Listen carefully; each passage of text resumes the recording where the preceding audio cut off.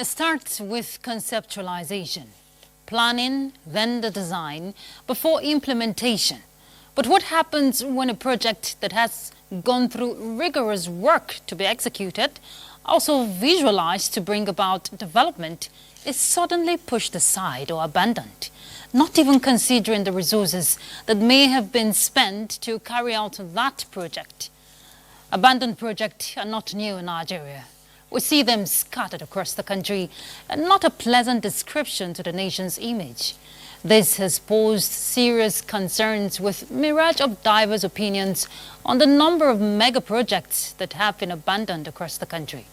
However, some experts are of the opinion that the negative consequences on economic development and social impact on the populace is far-reaching when left to linger for too long, which have been pinned on insufficient funding or alleged mismanagement of funds by contractors. The federal government has taken proactive measures towards checkmating the causes of these abandoned projects and making efforts towards reviving some of them. Going by the nation's infrastructural deficit, it is a clarion call and a collective responsibility of key players involved, especially as the federal government is focusing on economic reforms to stabilize the economy, boost growth, and improve living standards with a vision for a robust $4 trillion economy that will be by 2035. Well, tonight on Weekend File, we will delve into the issues on breaking the cycle of abandoned projects for economic growth and prosperity, exploring the impact across social and economic sectors, as well as the way forward. And our guest is Professor Oke Ikechukwu, Executive Director, Development Specs Academy. Thank you for joining us. This is Weekend File. I'm Ruth Aguele. First, let's bring you the news.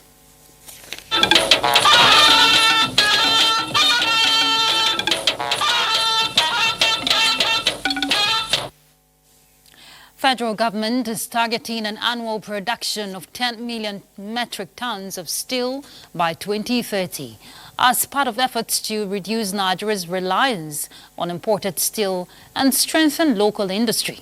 Minister of Steel Development, Prince Shuaibu Abubakar Audu, disclosed this during a facility tour of the National Steel Raw Materials Exploration Agency during his two-day working visit to Kaduna State.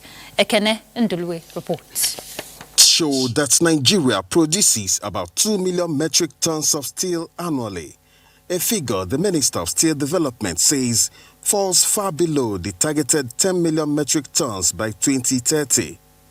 The National Steel Raw Materials Exploration Agency is the body mandated to conduct exploration of steel raw materials, critical in the national plan to boost domestic steel production for industrial growth. The minister's tour of facilities at the agency shows efforts in exploration activities across the country, as he promised that government is addressing funding gaps in the sector. We're trying to get to 10 million metric tons by 2030. So it's a big task, it's a big goal. For us to succeed in achieving Mr. President's vision of industrializing Nigeria for you and I, it is necessary for government to provide special intervention fund worth up to about 54 billion to complete the Obi-Lafia coal project. When this coal project is fully developed, it is capable of reducing the importation of coking coal, as it is one of the major raw materials needed in steel production. It was also a homecoming for the minister, who visited his alma mater, Command Children's School, Kaduna, where he shared moments to motivate the students. In Kaduna, Ekene Ndulwe, NTA News. The federal government has put measures in place to ensure only licensed miners operate in Zamfara State, and security agencies properly briefed to tackle any act of banditry head-on. Minister of Solid Minerals Development, Dele Alake, stated this while presenting standard operating procedures to the mining marshals in Abuja.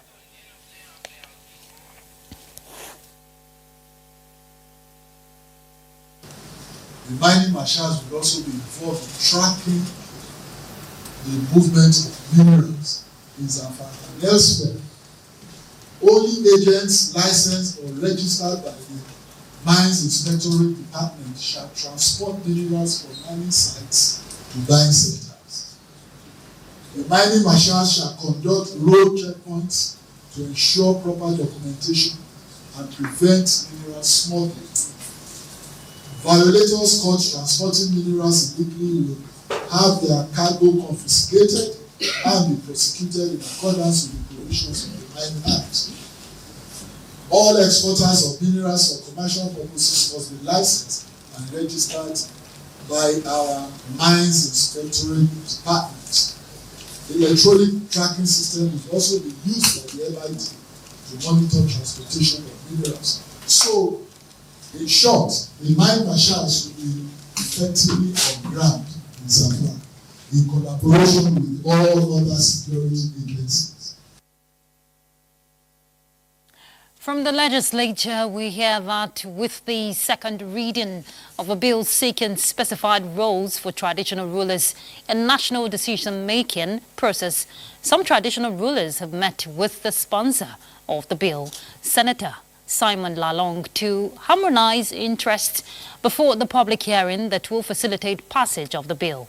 National Assembly correspondent Amina Saidu reports that the chairman, Traditional Rulers Interface Committee on Constitutional Review, King Apollos Chu, led the delegation to the National Assembly. King Apollos Chu, the Ebere Emir of Eleme Kingdom in Rivers State, commended the efforts of the Senate in creating a framework where traditional rulers are recognized not only as cultural custodians, but also as partners in governance. Before the public hearing, it will be very necessary for us to consult you people, direct us what are the preparations that traditional rulers need to do before that public hearing that will enhance to achieve the good job that you have started. You are paving way for things that other people neglect, the importance and matters in the life of traditional institutions, in the life of keeping community peaceful. When you get to public hearing, that is when you have opportunity for everybody to contribute. You may have people who will be for, and you have people who will be against. So it is your duty now to prepare for.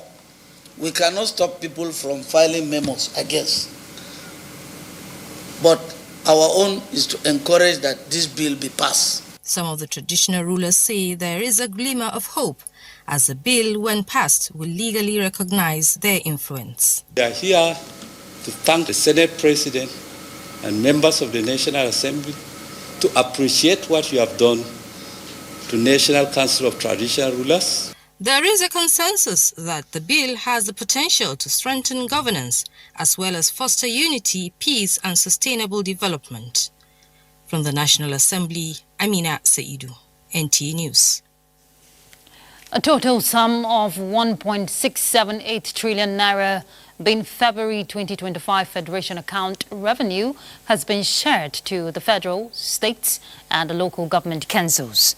The revenue was shared at the March 2025 Federation Account Allocation Committee meeting in Abuja, which was chaired by the Minister of Finance and Coordinating Minister of the Economy, Wale Edun.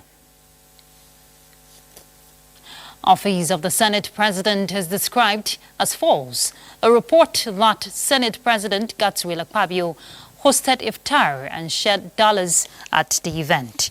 Special Advisor, Media and Publicity, Office of the Senate President, Eseme Eyibo, says it is the tradition for the Senate President in hosting colleagues of both religious faith in every season of spiritual rebirth, but there was never a time money was shared in such a solemn meeting.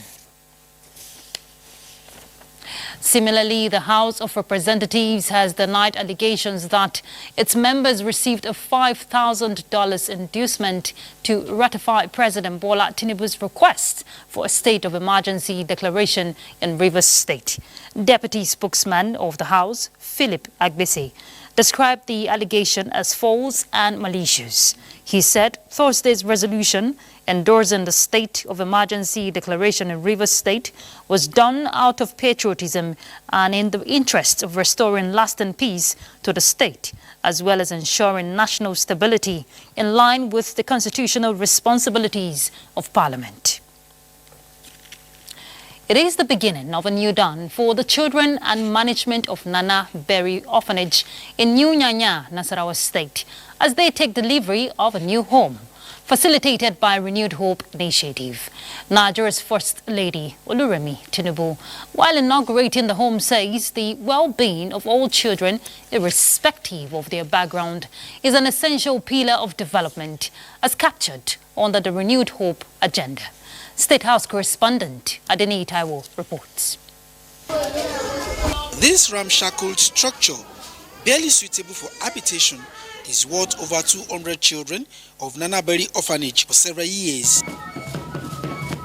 Today, there is a change in fortune following a chanced encounter with Nigeria's First Lady Oluremi Tinubu, and now Nana Berry Orphanage Home is caught in the classical tale of then and now, having taken delivery of a new home, courtesy of Renewed Hope Initiative and the Sustainable Development Goals Office.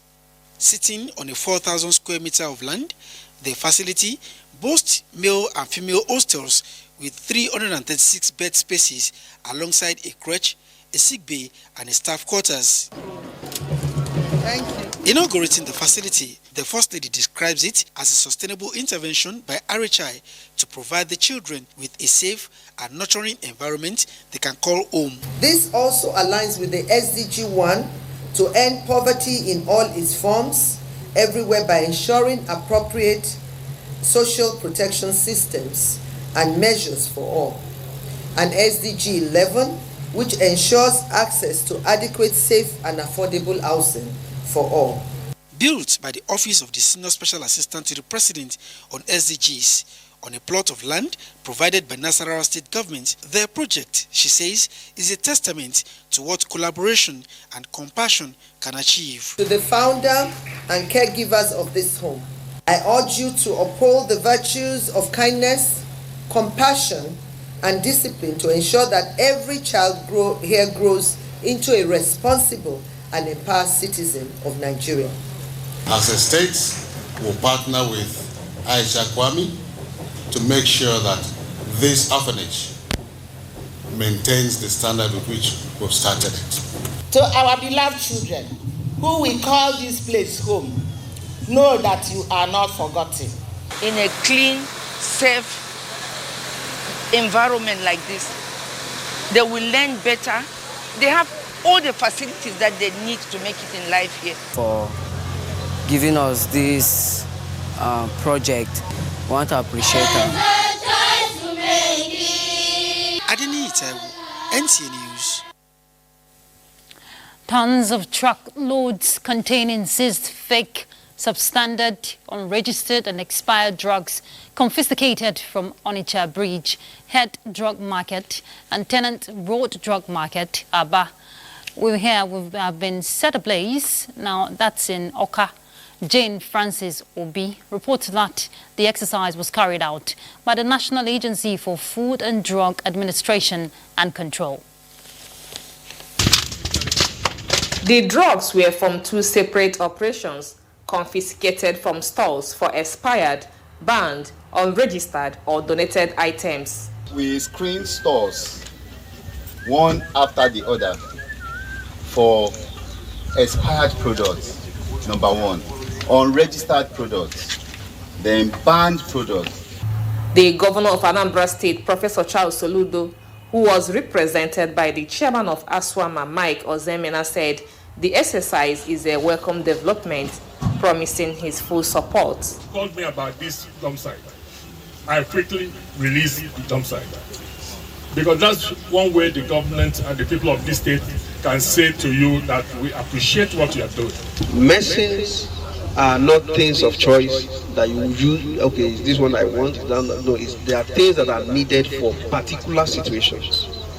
And so when there is treatment failure, apart from the economic loss, we are talking about human lives that are lost. This cleanup is expected to save millions of people from death and adverse effects resulting from the consumption of fake and substandard drugs.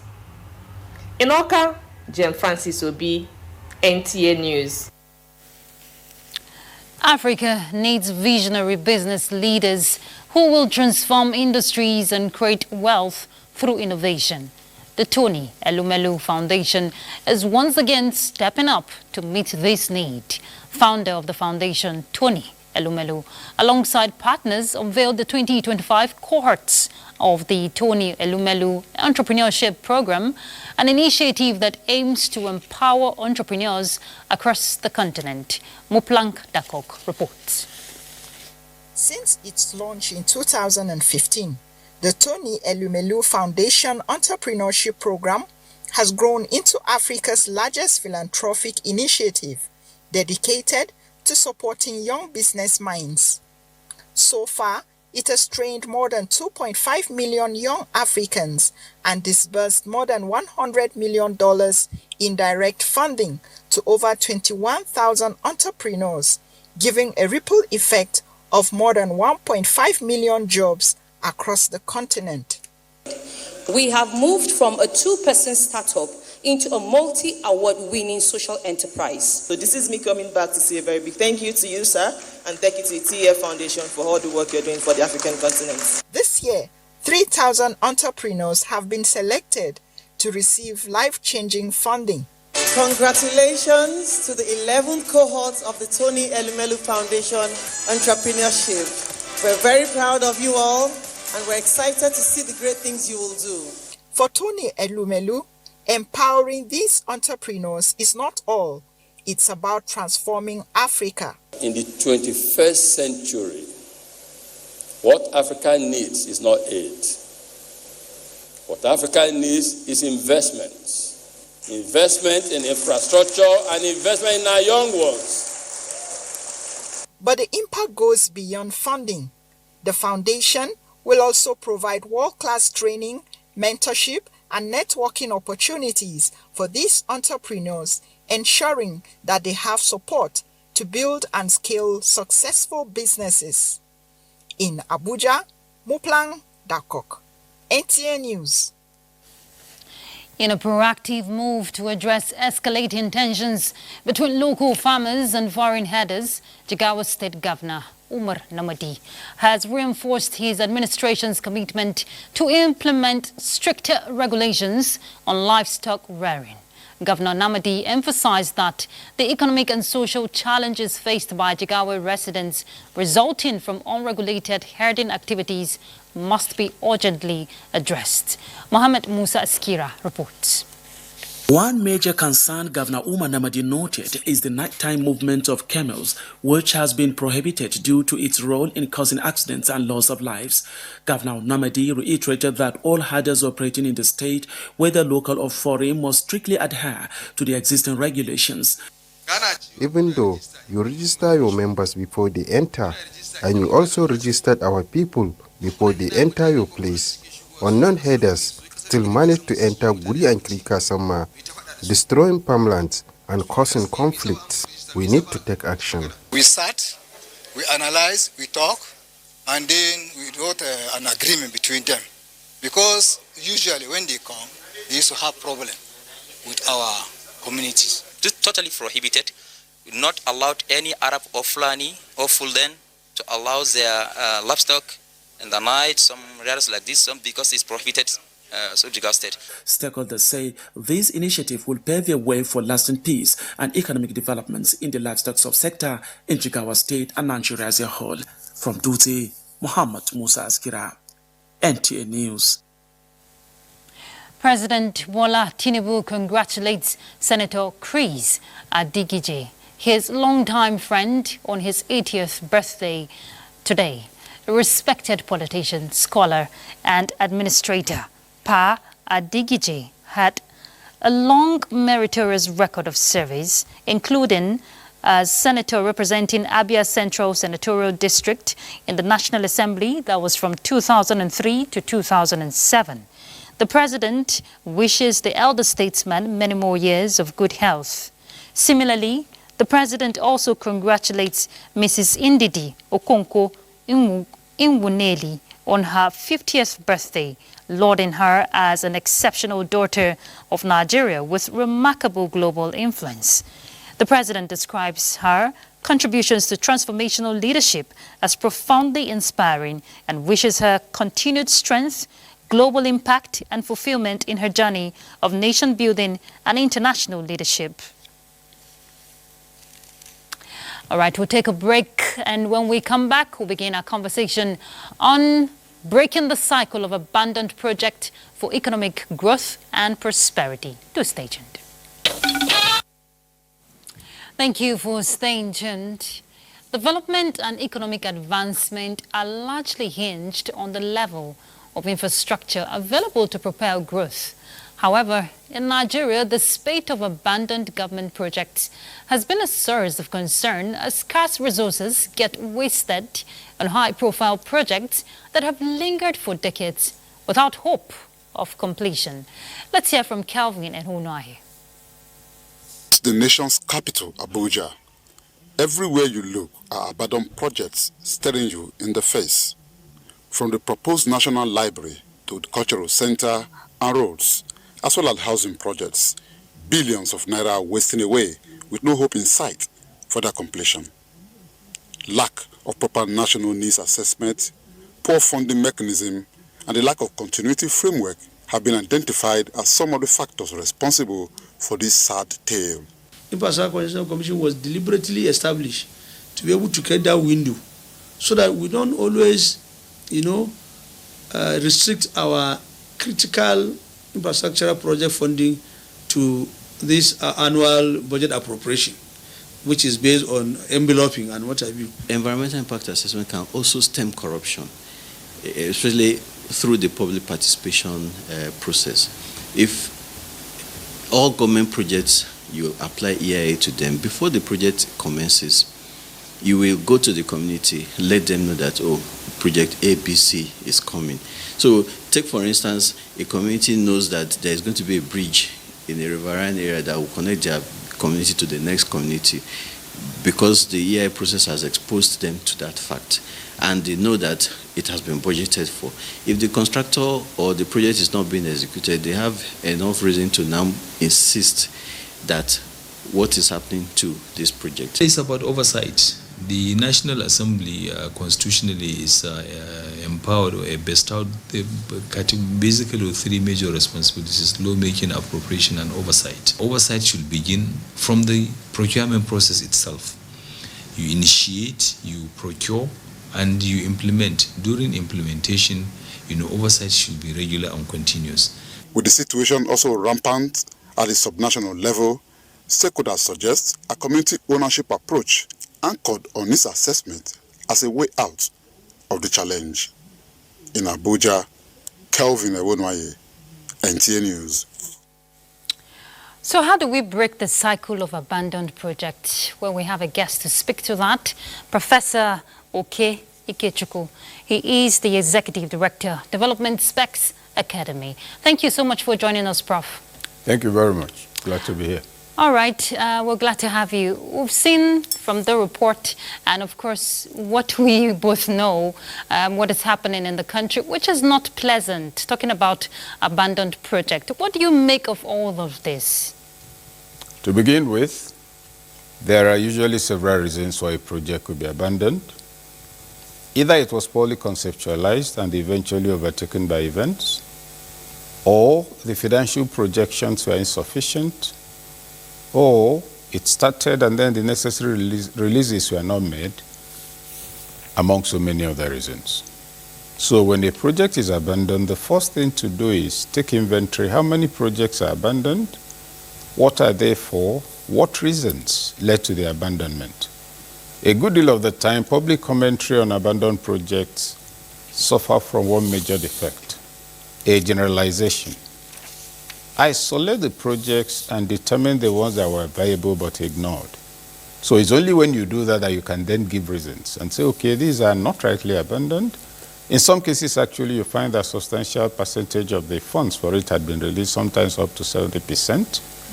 Where that is the case, and there's no prosecution, there's no arrest, there's no question of why is this abandoned, then it becomes a case of leadership irresponsibility, not just abandoned project. Or the, if you like, the ignoring of governance processes. So that's a general comment, initial observation on that. For us to know that a project does not abandon itself. And when you have several abandoned projects, the question is nobody looking? The reason for which it was set up, has it been served? If it hasn't been served, why are questions not being raised? So those are my initial general observations on abandoned projects. So let's begin to look at some of the challenges. You've mentioned part of it in the aspect of alleged misappropriation of funds. Now, some of these projects, from reports, have been fully paid for, and then we get to hear contractors abandon this project along the line. What should we, it's all about solution now, because it's lingered for far too long.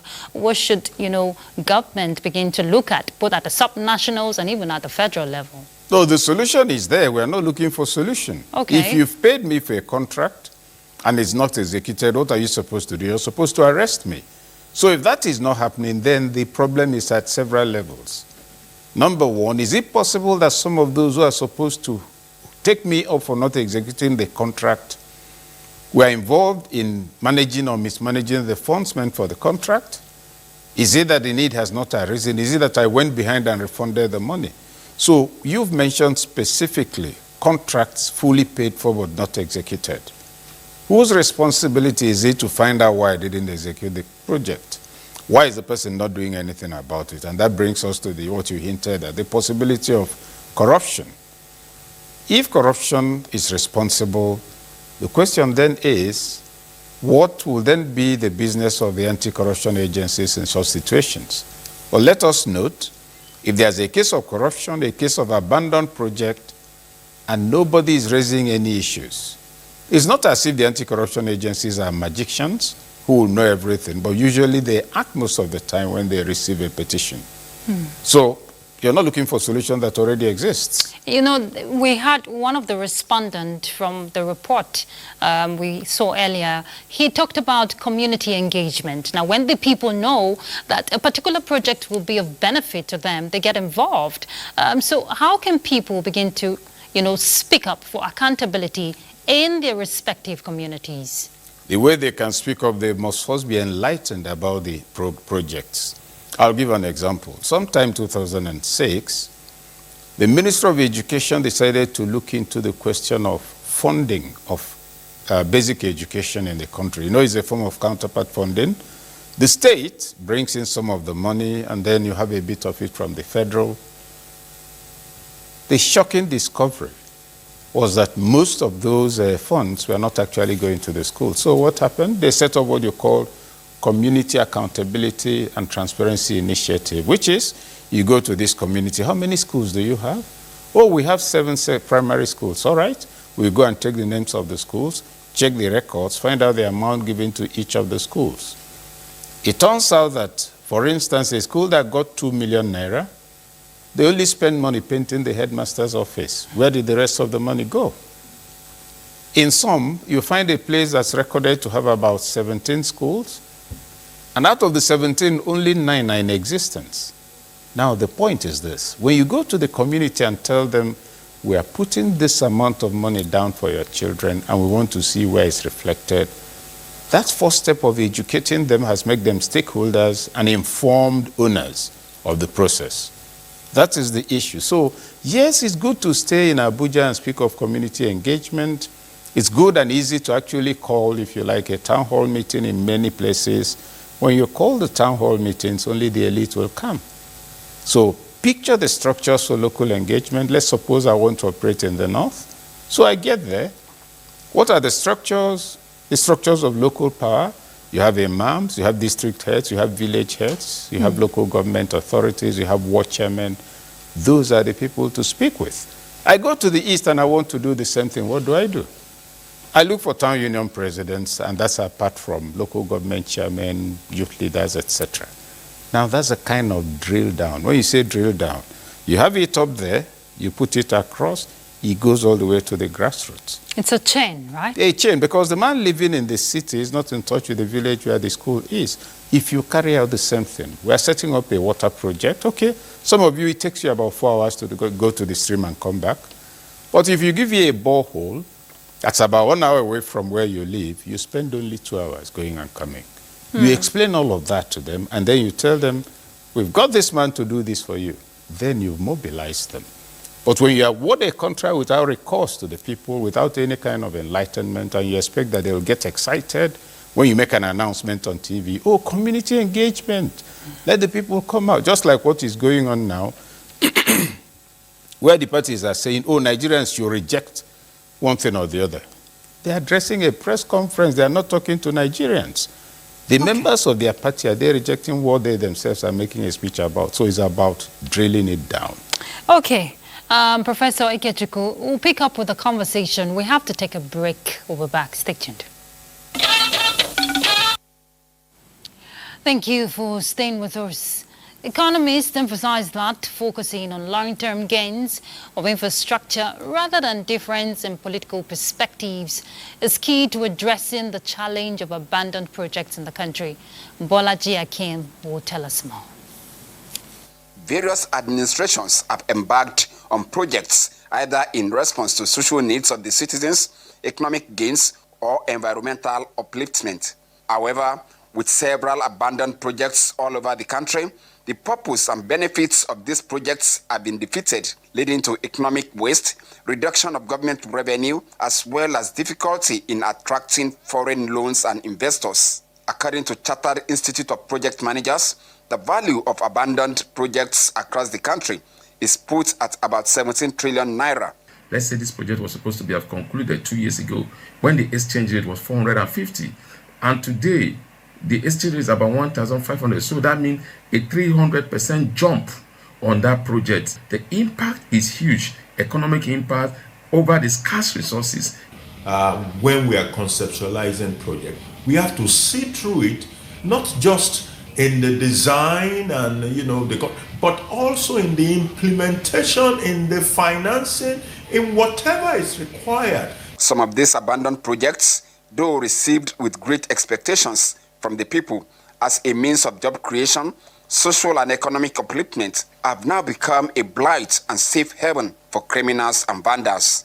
In Lagos, for instance, the continuity in the political administration has in no small measure helped in checking the spate of abandoned projects. Stakeholder or a government official is leaving office, the person can actually transfer or intimate the incoming person about the current status of the project so that there can be continuity. Stakeholders are, however, advocating more political will, proper planning, and provision of needed financial support to break the shackles of abandoned projects in the country. In Lagos, Bolaji Akim, NTA News.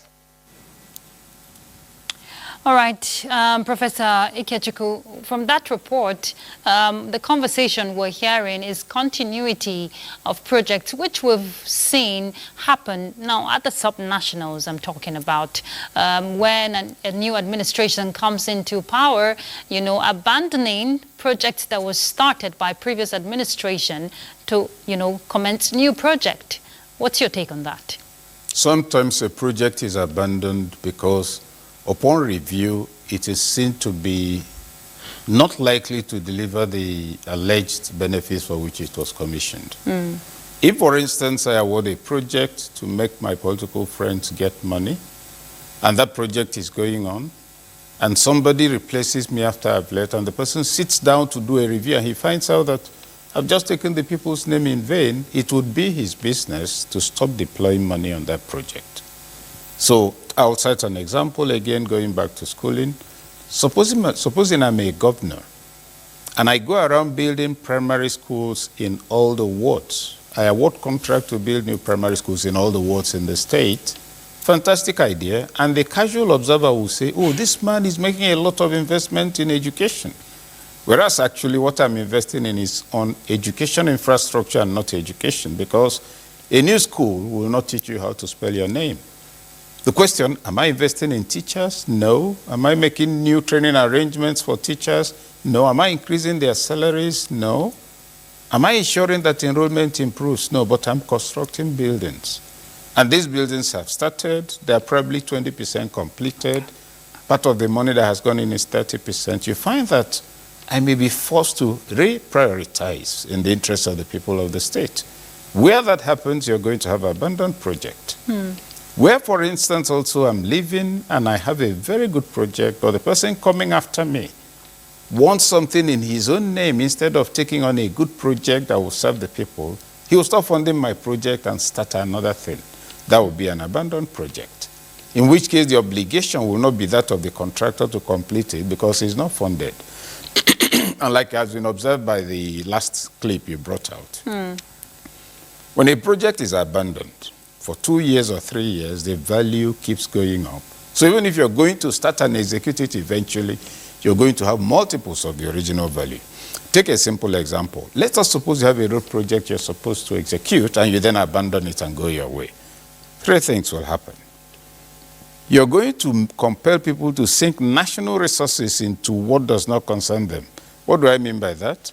This road is bad. I may drive on that road. Because the road is bad, I have to work on my shock absorbers more often.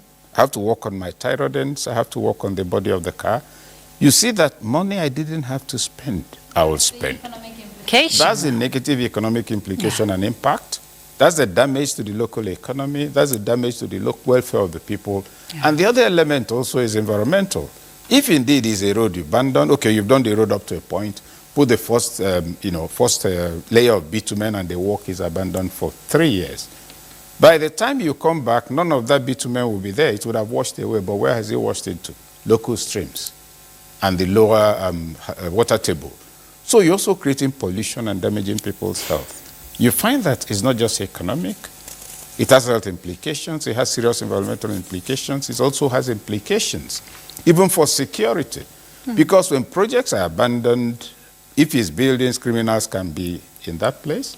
If it's a land area you've cleared to use and you're not using it, that's a piece of land that could have been used for agriculture, allowed to lie waste. All right, Professor Ikechukwu, we'll just leave the conversation there, hoping that there will be a change going forward as a nation. We want to thank you for coming on Weekend File, Prof. Thank you. All right, let's take a break. We'll be back shortly. Stay tuned.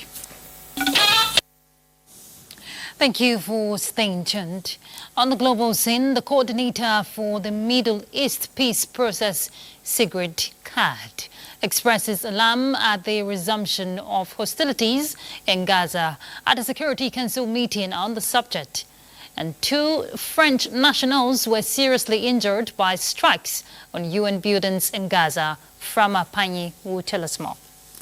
In a meeting of the Security Council, the third this week on events in the region, the UN's Special Coordinator for the Middle East peace process, Sigrid Kaag, also condemned the expansion of Israeli settlements in the occupied West Bank and warned that continuing violations of Security Council resolutions 2334 are damaging the prospects for a 2-state resolution. I'd also like to express my profound alarm at the resumption of hostilities in Gaza this week, which has already killed hundreds, mostly women and children. And I would like to echo the Secretary General's call for the resumption of serious negotiations for the ceasefire, unimpeded humanitarian access, and for the remaining hostages to be released immediately and unconditionally. Acting U.S. Ambassador to the UN, Dorothy Sher, told the 15-member council that the Palestinian militant group Hamas was to blame for the deaths in the Gaza Strip since Israel resumed hostilities there. The pillars of America's approach remain resolute: stand with Israel and stand for peace. We recognize ongoing efforts by the IDF to prevent civilian harm. French Ambassador Jerome Bonafont urged Israel to unconditionally resume humanitarian aid, to stop the bombing, to stick to the logic of negotiations however slow they may be, and to stop responding to cruelty with unleashing of violence. Frama Panyi, NTA News. And next will be sports update. Ayo DG Makinde is already set to give us all the details. Ayo. Oh yes, thanks Ruth. Let's begin by telling you that the development of handball at age grade level in the country has received a boost after 27 Nigerian coaches and 1 Cameroonian bagged their International Handball Federation coaching C license in Abuja. After the completion of a week-long coaching course, the certification exercise organized by the International Handball Federation in collaboration with the Handball Federation of Nigeria and the Confederation of African Handball featured 8 days of classroom and practical training anchored by IHF instructor Zoltan Nasinska at the Moshood Abiola National Stadium. With the new badges, the certification clears the coaches to take up coaching roles in age grade teams. It shows the development of the game of handball. We now spring higher than what we have in the past. You know, we've been in the doldrum of knowledge lost, but now we cannot complain of knowledge lost. Now what we should be thinking about is how do we develop the game of handball with the quantum of number of coaches we have today. We have only 1 A-licensed coach who is coming from France, Mr. Rafiu Salami, and we want to have more of such coaches with such qualification. So I am highly delighted that today 27 Nigerian coaches are certified by International Handball Federation. This was, in my experience, the most successful coaching course in terms of success rate. Out of 27 coaches had the license. See. Now let's move on to football, where Super Eagles are in Uyo as they continue preparation for Matchday 6 encounter of the 2026 FIFA World Cup qualifiers with the Warriors of Zimbabwe at the Godswill Akpabio International Stadium in Uyo. The team arrived in the early hours of Saturday after a 2-0 victory over Amavubi of Rwanda at the Amahoro Stadium in Kigali. Coach Eric Shell is ready to shell more opponents. He believes the team is adapting to his philosophy despite limited time to prepare and will get better against Zimbabwe on Tuesday. For Nigerian people, we work a lot during one week. 2 training sessions, but lots of video session, lot of information for my players. So we have the game plan and the players make this great game plan. Victor Osimhen is a fantastic player. I think he's among the world best, together with Ademola Lookman, Africa's best player. But I don't want to single out anyone. I think today's performance was a collective performance. Just as important were the players that came off the bench. In a related development, the Youth Sports Federation of Nigeria has urged the Super Eagles to remain focused after a victory over Rwanda puts them back in contention for qualification into the FIFA World Cup final next year in the USA, Canada and Mexico. Youth President Nasiru Gawuna notes that the victory will inspire many in the country for more support to the team, as Nigeria cannot afford to miss back-to-back FIFA World Cups after missing out on the 2022 edition of the tournament in Qatar. More tributes flow in for boxing great George Foreman, who passed on earlier today at the age of 76. Big George, as was fondly called, was a 2-time world heavyweight champion, defeating Joe Frazier in 1973 as a 24-year-old. He would be remembered for the famous Rumble in the Jungle, a classic heavyweight bout with Muhammad Ali in Zaire, now the Democratic Republic of Congo, in October 1974, where he lost his world titles. He had an impressive boxing career with 81 fights, 76 wins, 68 of which were knockouts, and 5 losses. And that's your sports. It's back to Ruth. Thank you so much, Ayo. All right, let's do weather before we go, right? Let's check that out. We are looking at a calm and stable weather pattern across most of the north and central cities, with plenty of sunshine throughout the day. Expect daytime temperatures to remain high, reaching up to 43 degrees Celsius in parts of Yola. Other parts of the north can expect temperatures between 39 and 42 degrees Celsius. However, areas like Katsina, Kano, Jigawa, Yobe, and Bauchi may experience a slight dust haze, so be prepared for slightly reduced visibilities in these areas. In contrast, the southern region should see some morning thunderstorms in parts of Cross River, Akwa Ibom, and River State. And as we move through the day, there is an increasing chance of isolated thunderstorms, particularly along the coastline of the country. This should include parts of Anambra, Imo, Akwa Ibom, some parts of Osun, Ogun, Oyo, Ondo, and parts of Kwara State as well. Stay tuned for more updates. I remain Joyce Ogulaye. I'll see you again.